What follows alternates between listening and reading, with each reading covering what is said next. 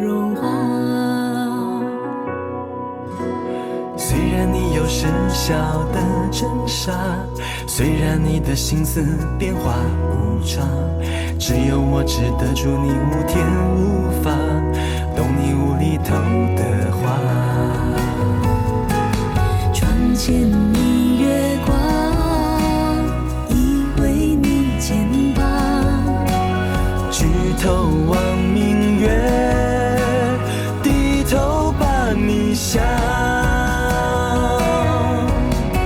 月光光，心慌慌，真是花好月圆的好时光。天上的一对，地上的一双，牛郎织女不相忘。天堂再美，美不过你心房。银河也宽不过你胸膛。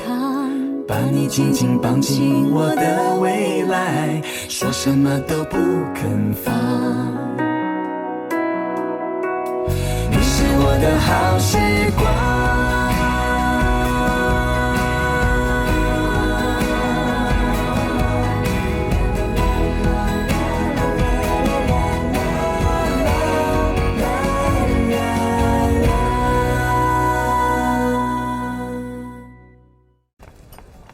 在，送表小姐回去。是。表哥，那你早点回来。我会的。我先走了。表小姐请。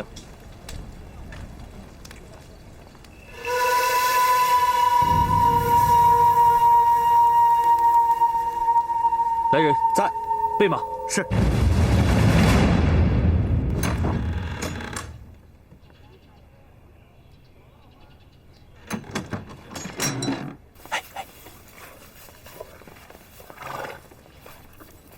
我们走了，你自己保重。走不走吧？你都说了多少遍了？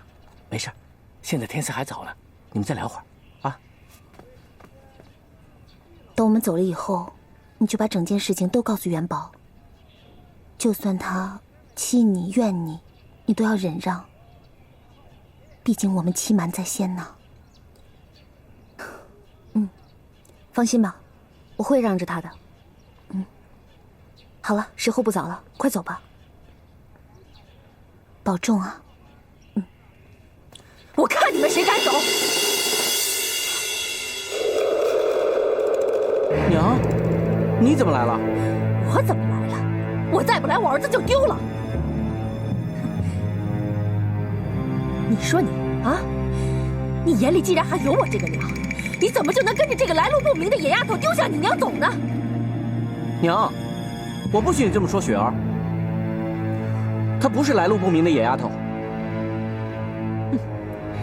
雪儿姑娘，我敬你是客，你倒好，跑到别人家来拐儿子。我说你是野丫头还是好听的，惹急了老娘我还会骂得更难听呢。娘，我又不是不要你了，我只是想搬出去住。你不要再跟我狡辩了。你说你这2天忙着找房子收拾东西，你以为你老娘都没看见呢？你把你老娘当死人呐！顾大娘，长风他只不过想把医馆搬到外面而已。少夫人，老奴今天教训自己的儿子，您别怨老奴截了您的话头。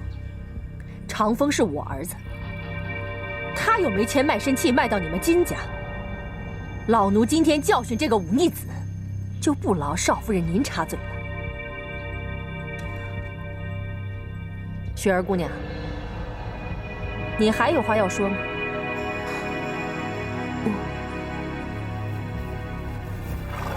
哼，老娘我今天把话搁这儿，顾长风是我儿子，谁也别想把他拐走。娘，你鬼迷心窍，要走可以。好，那你今天就从老娘身上撵过去。娘。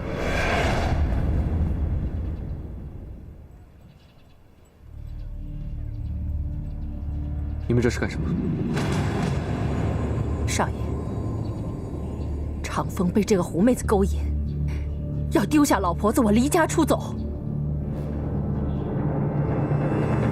少爷和我家长风从小一起长大，素来要好。这件事情您知不知情？老奴不敢妄断，但我还是那句话，要走可以，现在就从我身上撵过去。你为什么要走？我想跟雪儿到外面去开个医馆。是我自己要走的。长风，你不用跟着我。你这2天就在金家策划这个，你给我进去。可是什么？生你养你的母亲都敢抛弃，就是打断你的腿，我也不会让你跟他走的。还有你也给我进去，我有话要跟你说。可是你不能这样对他们俩。小薰，你跟元宝赶快回去吧。记住我刚刚跟你说的话。走啊。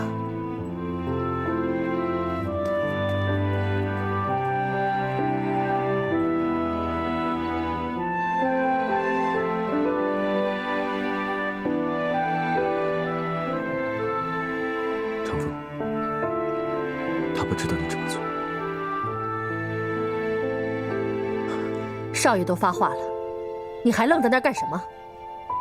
哼，雪儿姑娘，虽然你是寄住在金府，但你还是自由身。老婆子今天我就只说一句，你既然有胆子拐走我儿子，那你有没有胆子跟老婆子我进去？咱们当面论个子丑寅卯啊！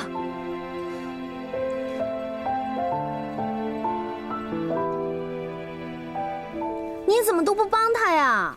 你煽动顾长风离开金府，你煽动顾长风为了你的好姐妹雪儿离开金府，抛弃他娘，你什么居心啊？哎，你们一个个不讲道理。顾长风只不过搬出去，他还在京城呢，又不是找不到了，怎么就成了抛弃他娘了？告诉我，为什么当初喜儿死了，你要收拾包袱离开金府？我为什么突然问这个？不是突然问这个，是你从来没有回答我。告诉我，为什么喜儿死了，你要收拾包袱离开金府？你到现在还不能回答我吗？难道你现在还怀疑我？如果我怀疑你的话，我当初就不会帮你脱罪。是你欠我一个答案。你对喜儿很有感情，你完全没有必要在喜儿死了之后离开金府，除非你在隐藏什么，或是有什么不能说的秘密。回答我。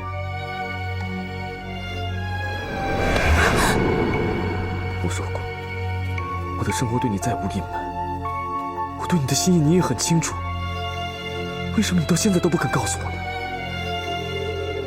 是你觉得我不值得你信赖，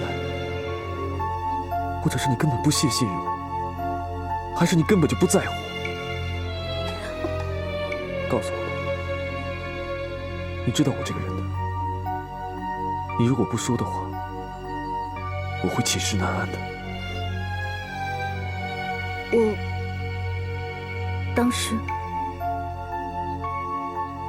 我当时心里对你没把握，我怕说了你会生气。哦，你说，我保证我不生气。因为你当时脾气太差，飞扬跋扈，处处瞧不起人，所以我受不了你了。那你现在怎么忽然受得了我了？没办法呀，嫁鸡随鸡，嫁狗随狗，慢慢的就习惯了。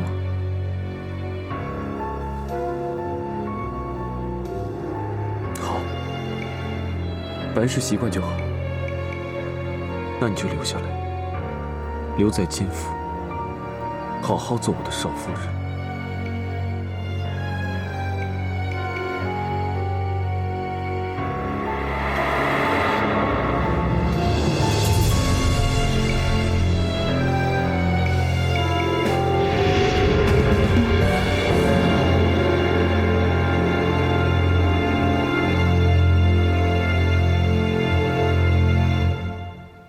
有本事往外跑，没本事进屋跟你娘说话！你给我跪下，跪下！娘，我又没说不要你。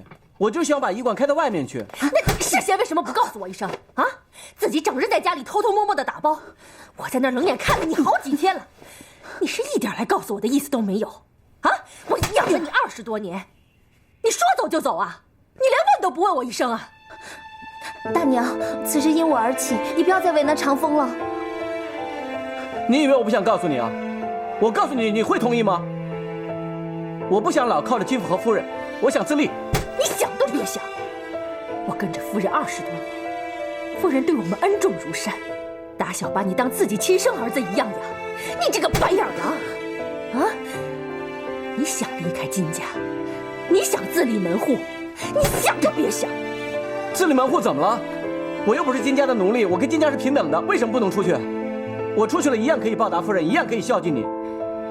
反正我告诉你啊，金家在哪儿我就在哪儿，我在哪儿你就得在哪儿，什么狐狸精勾着都不行。大娘，都是雪儿行事不妥，千万不要再怪罪长风，要怪就怪我吧。雪儿在这里厚着脸皮吐露心声，长风在雪儿心里是世界上最好的人，雪儿有幸得他垂青，绝不敢轻易辜负。如不嫌弃，雪儿愿意嫁给长风为妻。我嫌弃！娘，起来。娘，这次你说什么我都要娶雪儿，要不然我一辈子都不娶。你今日不允，我愿意等到你允了的那一天，说到做到，我一定会等下去的。我不妨碍你训子，先告退。雪儿，你要去哪儿？你给我回来！给我跪下！想自立门户，娶她？我告诉你，你一个都别想！给娘请安。给娘请安。你怎么这么快就回来了？你不要告诉娘你是受不了苦跑回来的。怎么会呢？娘，军器所的事情已经理出眉目了，剩下的都是水墨功夫，没必要再浪费时间了。所以我想回来多陪陪您。好啊，来坐，赶紧吃。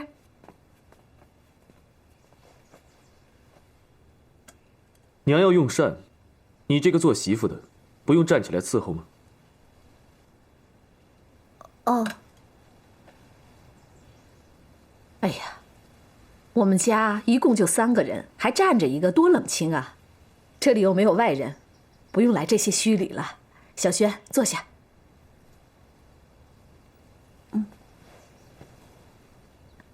你们都陪着娘吃啊，就是你们的孝顺了。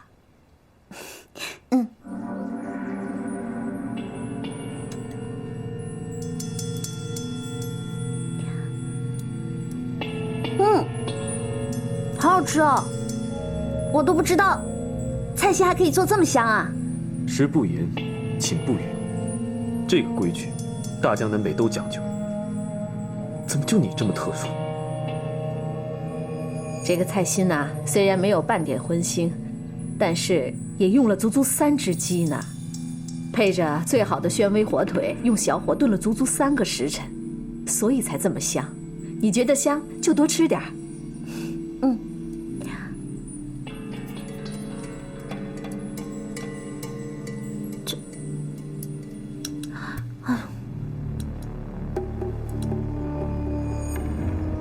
这鹌鹑蛋做的也太难为人了吧，怎么夹都夹不住。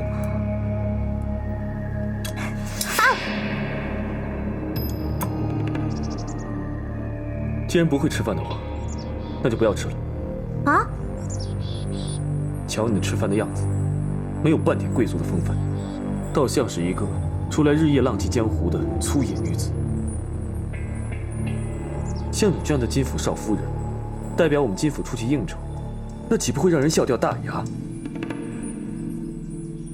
我娘呢，是贵妇中的礼仪典范，多少人羡慕的。我不奢望你能够像她一样，但你什么时候能模仿她3分？你什么时候才有资格上桌吃饭？那我学成之前，我吃什么呀？什么都不准吃。小轩啊，这次你不要怪我偏袒自己的儿子。的确，你是金府的少夫人，你的一言一行，都关系到我们金府的名声。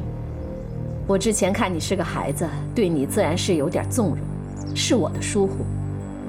我觉得元宝说的对，要不然你从今天起就把落下的功课好好给补上，得颜容功，不要让外人笑话你才对啊。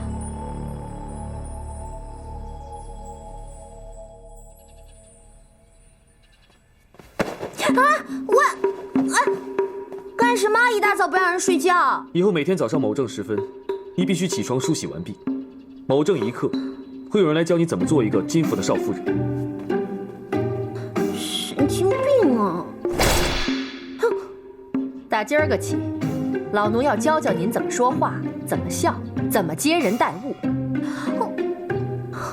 大家闺秀的站姿自有要求，所谓亭亭玉立，样样都有讲究。君元宝，你真的觉得我上不了台面啊？要做金府的少夫人，你确实上不了台面。大娘，请。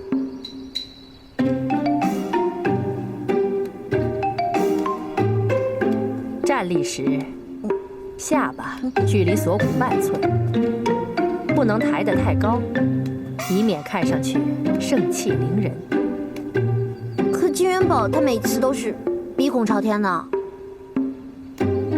少夫人，我们现在在说你。说话的时候，两个眼睛应该看对方哪里呀？当然是眼睛啊，这样才显得真诚嘛。错。少夫人，您是金家的少夫人，那所来往的都是一些贵人，您眼巴巴地看着人家的眼睛，是斗鸡呀，还是斗狗啊？要看着人家的下巴。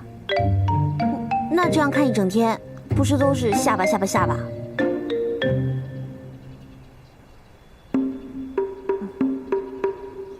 眼睛睁得太大，这也有错？当然有。眼睛不能睁得太大，但是也不能眯成一条线。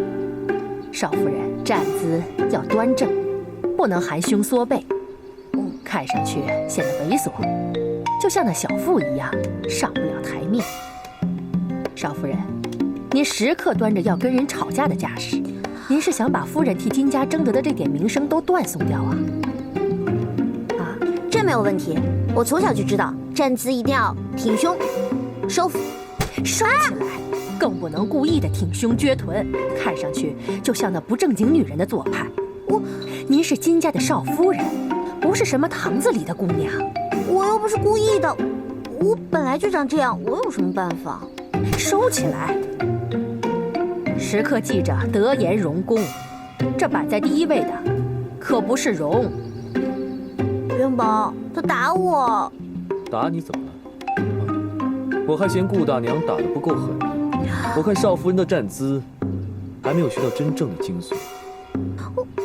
你还是不是我相公吗？就因为我是你的相公，所以我才要好好的调教你。你看我多爱你。咦，嫂嫂，表哥，我来看嫂嫂学规矩。表哥，你看嫂嫂这么学规矩，心疼了吧？有什么好心疼的？你看你这嫂子，言行举止粗俗不堪，本该好好管教。我能容忍到今日，已实属不易了。你说谁呢？我说你。嫂嫂，这就是你的不对了。表哥他也是为了你好啊，他也是怕带着你出去应酬被人笑嘛。娟宝，我是不是做错什么了？你没做错什么。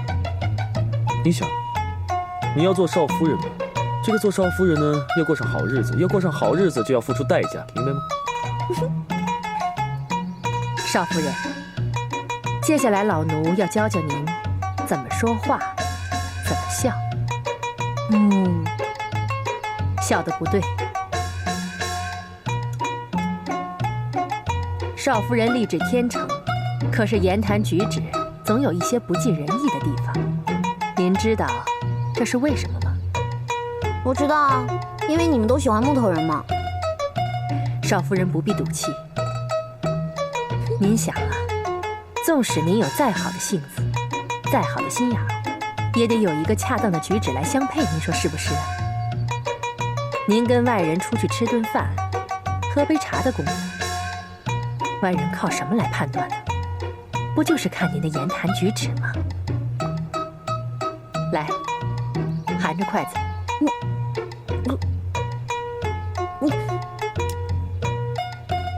再笑。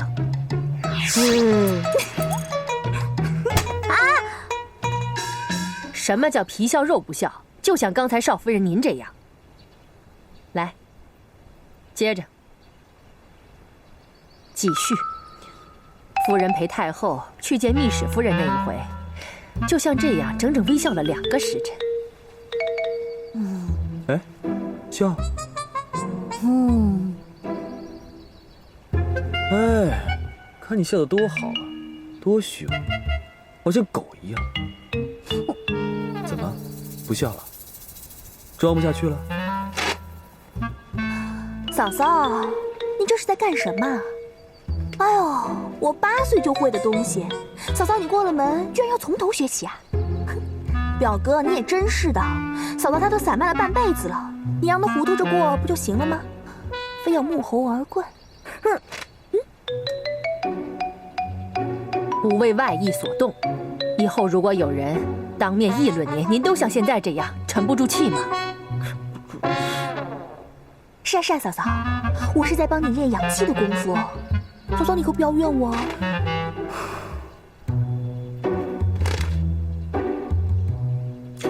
好了，顾大娘，我看也差不多了。接下来该教教他，怎么样才是给夫君上茶。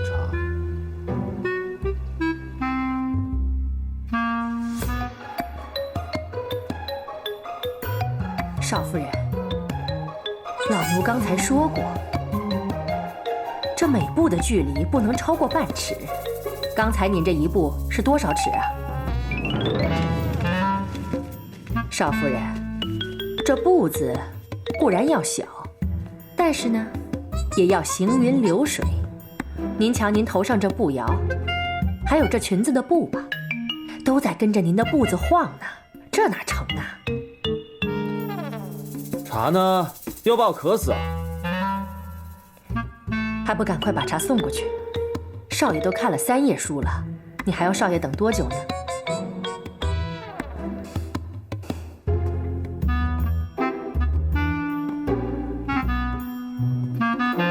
夫君请喝茶。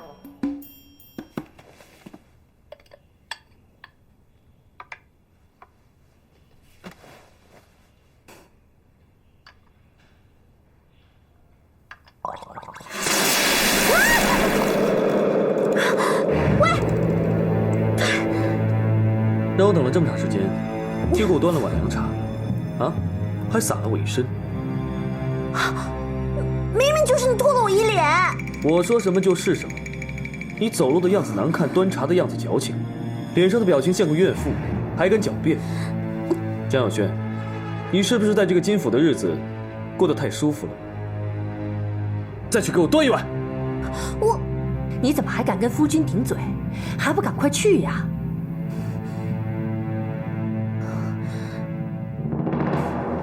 是。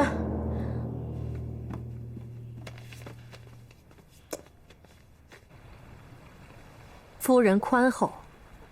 少夫人打进门到现在，还没在婆婆面前立过一次规矩，没伺候过婆婆吃过一顿饭吧？难道说少夫人以后陪着夫人出门赴宴，也要跟夫人同坐一桌，只顾自己吃？免不了你要练练站在这儿纹丝不动的功夫。大娘说的没错，侍奉翁姑应该也是你们江家的规训吧？既然你们江家不忍心教你，那就我们来教。大娘，让她站稳了。是。顾大娘，您现在心疼我嫂嫂，可不就是害了她吗？我们大户人家，一个水晶玛瑙的盘子可就有5斤重呢。拿着。啊！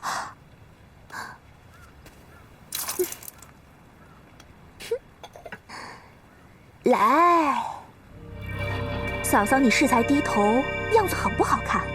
想当年我和大娘学的时候，可是要顶着水走好几个来回呢。嫂嫂，你走走看。你有完没完？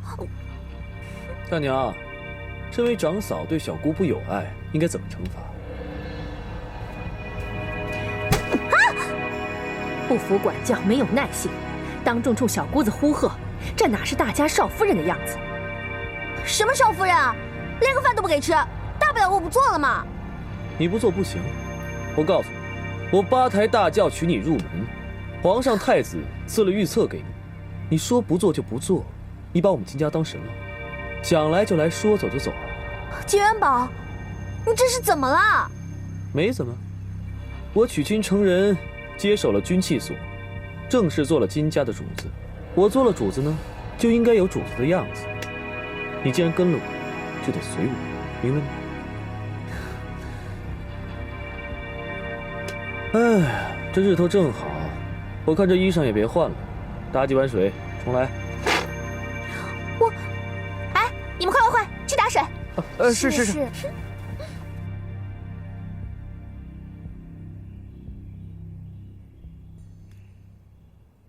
倒茶。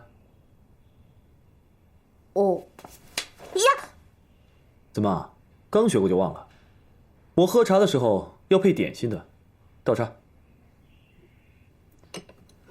等等。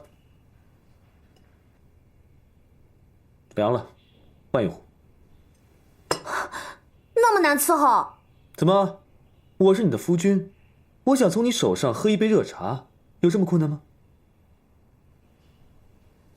算了，搞得我也没兴致了。去帮我打10脚水，我要洗脚。去洗。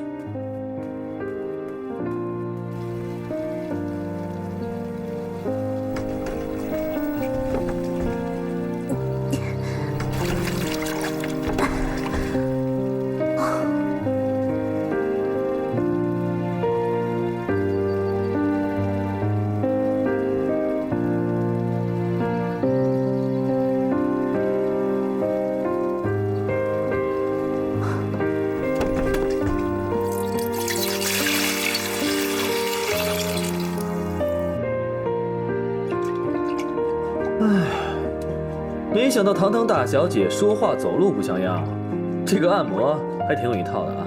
我娘每天干活很累的，她回来之后，每天晚上我都会给她泡脚按摩。你娘是江府的夫人，还需要干活？是我奶娘啊。哼，你可是对你奶娘比对你亲娘还好啊。我管什么亲娘奶娘，谁对我好我就对谁好。哎，再重一点。哎，这样舒服。那个待会儿呢，你再去打几桶水，啊，多加点精油。既然你按摩的手劲这么好，比我们的府里面很多老妈子的手艺还要好，可别浪费了。重一点，哎。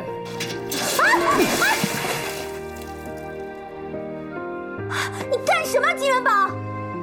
我今天到底什么地方招惹你了？你非这样阴阳怪气的对我？好，就算是我帮长风出府，你不满意，你可以直说。你用不着拿这种夫君大少爷的架子来压我。你到底想干嘛嘛？我要你现在拿块布把地上的水擦干净，因为我不喜欢地上有水渍。我告诉你，我这么忍你不是因为我怕你，是因为……因为什么？你动作最好快点，我睡觉的时候不想地上还是这个样子。嗯。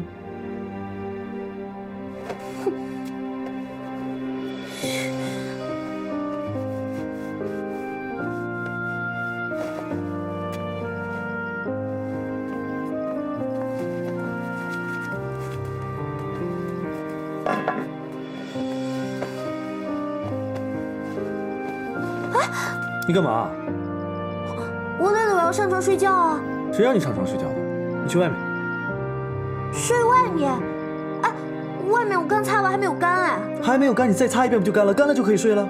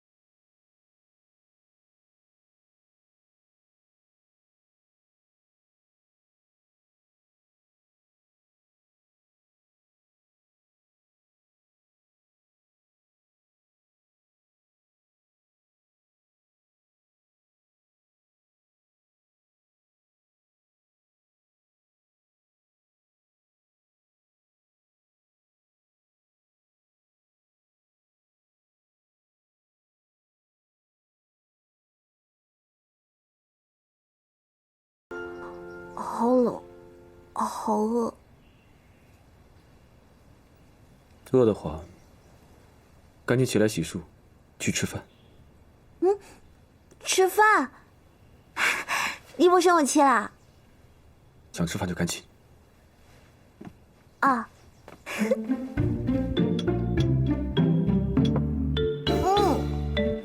真好吃。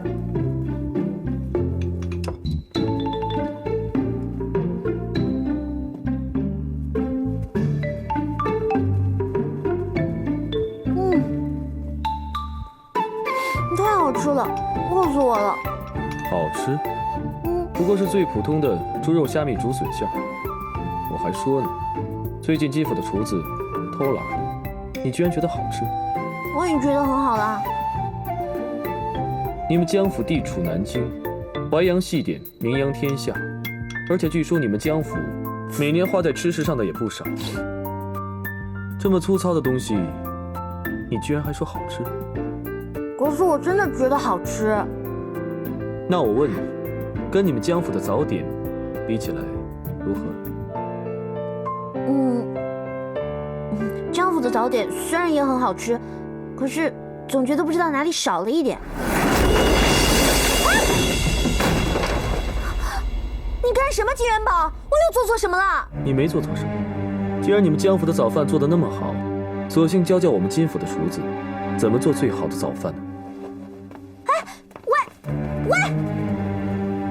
你放手！放手！干什么呀？你干什么呀，金元宝？一大早发什么疯啊？你要再这样的话，我对你不客气了。怎么了你？啊？不过带你去厨房，大喊大叫什么呀？我不去，你今天别想折磨我。你必须得去，你嫁给我，我让你做什么就得做什么。我是嫁给你，我又不是卖给你。嫁给我就是卖给我。干什么你？干什么呀？放手！干什么，金元宝？还我链子！你不配带这个东西。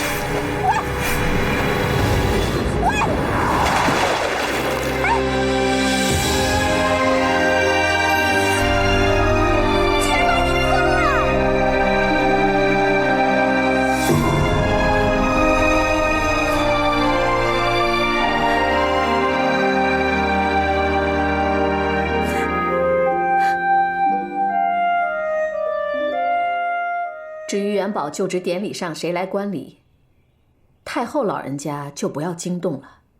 但是有几户人家我们是一定要请的，虽然我口头上已经传了话，但是你还是得亲自把帖子给送过去的。是夫人。不必了，这个就职仪式不用办了。你胡说什么呀？这么大的事情，你说不办就不办了呀？怎么了？就上了几天的紧箍咒，你就不耐烦了呀？军械所的事情，我还照管。我就是不要什么就职仪式了。可是少爷，少夫人为此事筹备了这么久，这说不办就不办了，这究竟是为什么呀？凭他那点粗浅见识，能筹备出什么？怎么，花银子让我耍猴戏给人家看？让他来筹备，我看还是算了吧。放肆！什么花银子耍猴的？咱们家铸造的神威将军要饰演，你的身家荣耀都是他带来的。小轩为了你这一天，费了这么多的心思，哪是你一句见识粗浅就打发的？我这辈子最恨做戏给别人看，作假骗人。总之，这个就职仪式没必要，管他谁筹备的，我不在乎。少爷，姑妈自然是知道你不喜欢这些事情，只是仪式仅此一次，你之前也都答应过，现在万事俱备，帖子也都发下去了，你说又怎么能收回来呢？你是可以钻进军器所不理不问，但是你让姑妈如何向京城旧故去解释？要不你看这样好不好？我知道你向来不喜欢繁文缛节，但咱们做以简化，无论如何仪式一定要办，神威将军也一定由你亲自来点，否则事已至此取消仪式的话，岂不是让万人耻笑，也让姑妈无法跟下面的人交代了？就按你表哥说的吧，仪式可以简化，但是一定要按时举办，还是要把神威将军给我点起来。元宝，这是你人生的新阶段，对你意义重大。你愿意也好，不愿意也好，娘由不得你耍性子。除非你想让娘重新操劳？好吧，为了娘，我愿意参加就职仪式。嗯。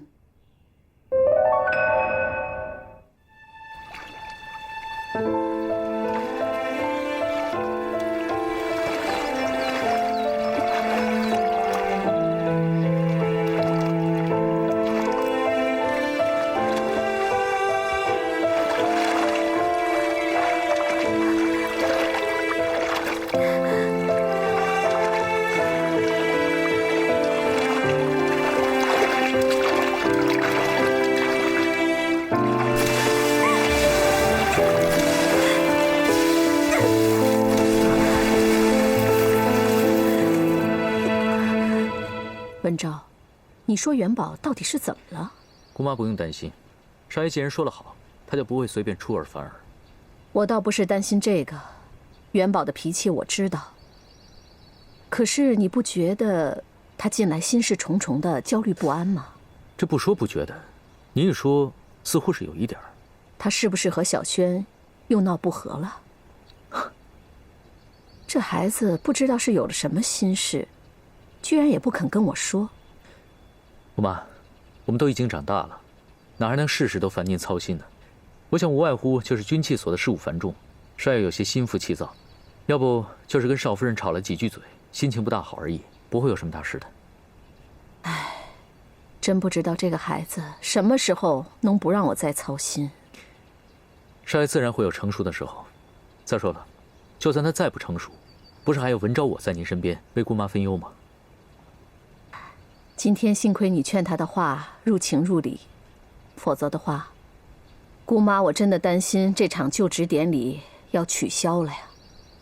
现在不是好了吗？我们只需要等待典礼那天到来就是了。嗯。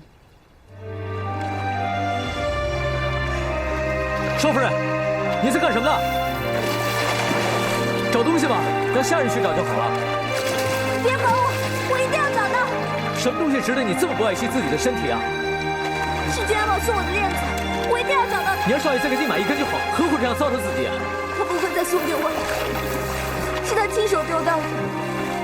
他说我不配。你有话上来说。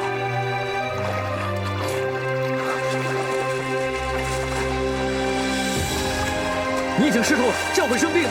少夫人，少夫人，别管我！傻丫头都不配。少夫人，少夫人，少夫人，来人！来人！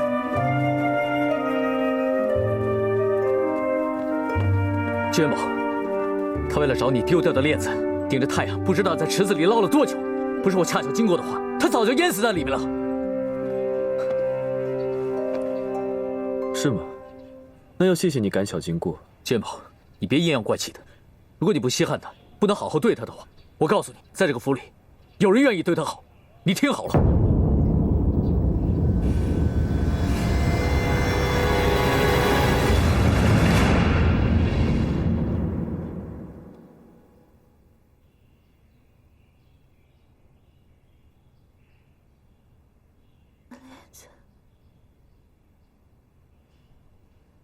生得好就是占便宜，站在水里面，星星作态一番，立刻就有人为你打抱不平。连柳文昭这样的阴险小人，都会耐不住为你出头，你是不是心里很骄傲，很得意？